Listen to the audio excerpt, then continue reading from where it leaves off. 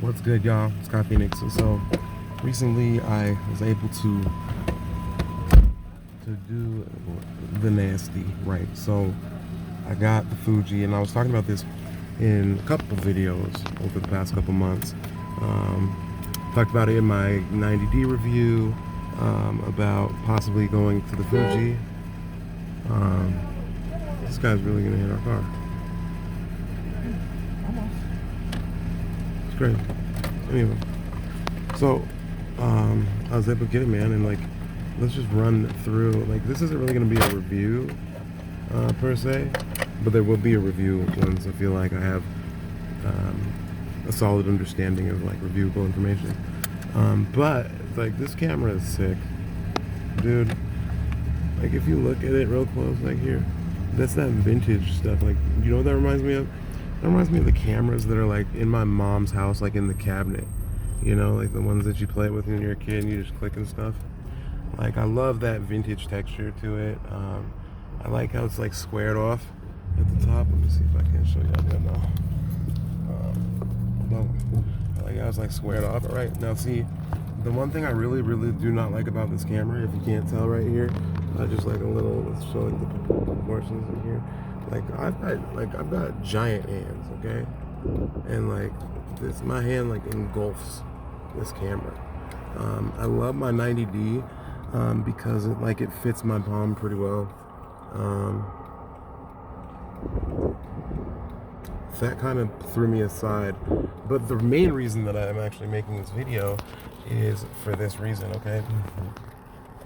Clearly a lot more going on here than in my 90D. You know, I've been doing this professionally for about 2 years now, and like, it's been quite the road for me. You know, for the most part, I'm all self-taught, other than like a super heavy influence from Canon Nelson. He's the director of photography for Pt1. You know, other than that, it's been pretty much knowledge that I've seen, you know, that I've sought out myself, and shooting, you know, in like these hills around here, because, well, I live in a pretty dope place. But it's been hard work and dedication, and like, I have like mastered my 90D and like the DSLR. But I got this guy here, and I'm like back at the bottom of the totem pole, you know, and like, it's just like, it's the progression of like success, right? Because I think a lot of people have the misnomer that when you like are successful, like, you get to chill, right? Or like, when you make it, you get to chill and like not work as hard. Well, that's not true. Like, when you are successful, if you want to keep being successful, well, you get to work harder, you know. And when you make it, well, you get to work harder.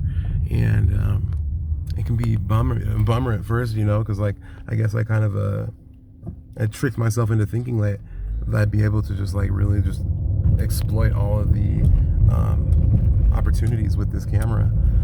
But no, I gotta learn, man. I gotta get back to the drawing board, and so that's what I'm gonna do.